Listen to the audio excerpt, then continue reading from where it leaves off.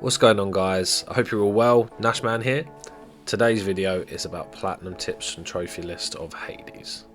Hades is a roguelike game where you play as the Greek god Hades' son Zagreus as he attempts to escape from the underworld to reach Mount Olympus. There are a number of mechanics to the game that you will have to familiarise yourself with.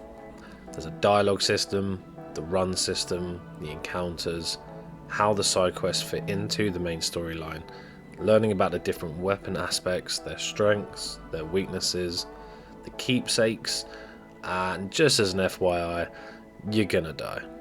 A lot. But it's okay, because you need to die in order to progress through the game, so don't get disheartened when you do. So here are a few tips from me, from my journey when I platinumed it, to hopefully help you. And tip number 1, I can't stress this enough, remap your dash button. Remove it from X, change it to R1. It's a lifesaver, a time saver, and it's going to make your overall experience with the game so much easier. And speaking of making things easier, make sure you activate God mode. God mode is essentially an extra resistance to damage as you play through the game. So for each run you complete and you die, you will increase your overall damage resistance by 2%. It does cap at 80%, but having this on will make it much easier. I'd say it goes from maybe being a 3 out of 10 difficulty to a 7 if you don't have God mode activated. Speak to all the characters every time they've got an exclamation mark above their head, and always on the encounters go to the exclamation marks that come up on the doors.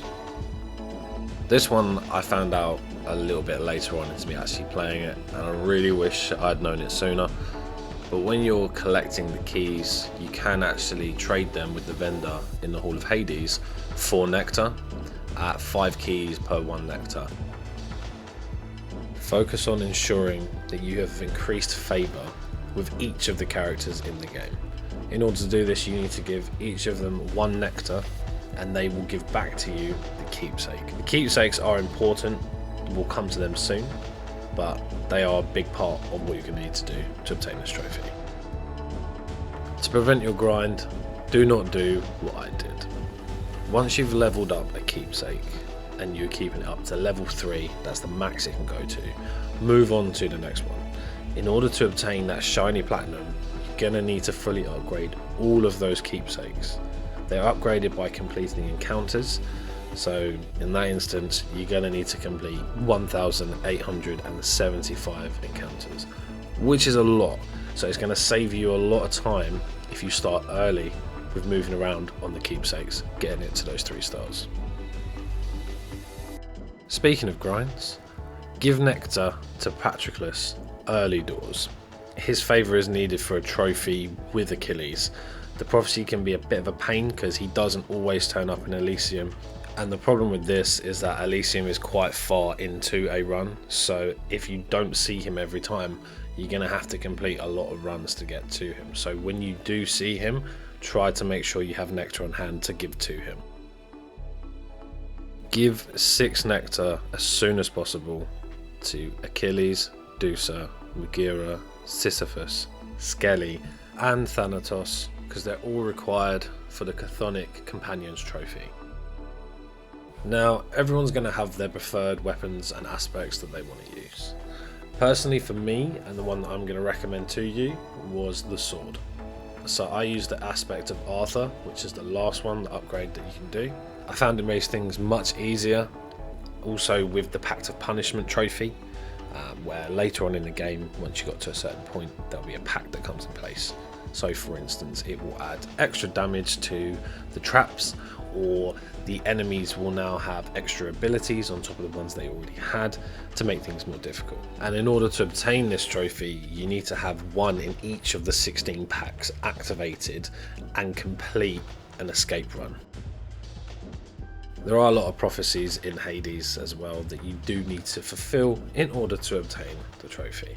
Now, you would have seen those if you are trophy hunting. Of course, you wouldn't be on this video watching about Hades if you wasn't trying to obtain those. I would say the best way, and to be honest, the only way to obtain them all and speed things up for you, is focus on the mission that is the Musician and the Muse. So that's with Orpheus and Eurydice. When you see Orpheus in the Hall of Hades, give him as much nectar as you can as soon as possible to start this up. Then when you see Eurydice in Asphodel, make sure you fill hers up to level 6 as well with nectar. Once you have got 6 nectar for both of those characters, remember every time you try to fulfill a prophecy, with these particular ones, for instance with Achilles, with Eurydice, with Sisyphus, you need to talk to Nyx. Nyx tells you how to break the pacts. You know how you had to give 6 nectar to all those characters to obtain favour with them?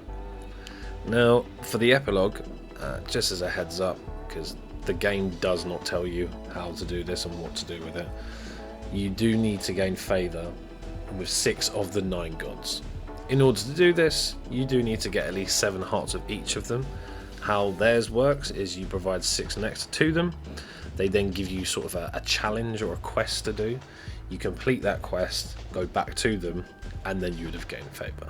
I would recommend not trying to gain favour with Demeter and Aphrodite, because their sort of favours aren't things that you can obtain quickly or easily, for that matter, when you're trying to get it sorted.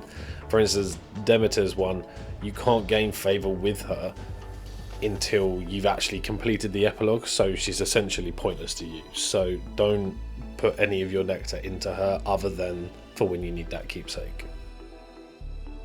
This is going to have some slight spoilers, no sort of story related spoilers, but in terms of progression of the game. When you do the fishing spot trophy, just as a heads up, because I walked past it numerous times, when you're in that arena where you fight Hades, there is a fishing spot sort of bottom left corner that you can go to, and that still counts as Greece, so you can fish there. I made the mistake of thinking you had to go through to the next set of doors in order to get the fishing spot for Greece, but that one does count as well.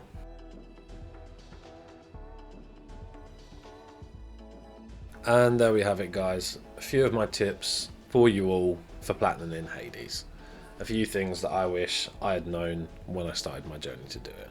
Of course, I had to look into it all, research it, find these things out on numerous other different YouTube clips and websites, but just a few of the major ones for some of the longer, more grindy trophies. Those are my tips to you to help achieve those. I hope you enjoyed today's video. Please drop a like and subscribe, and I'll see you in the next one. Adios!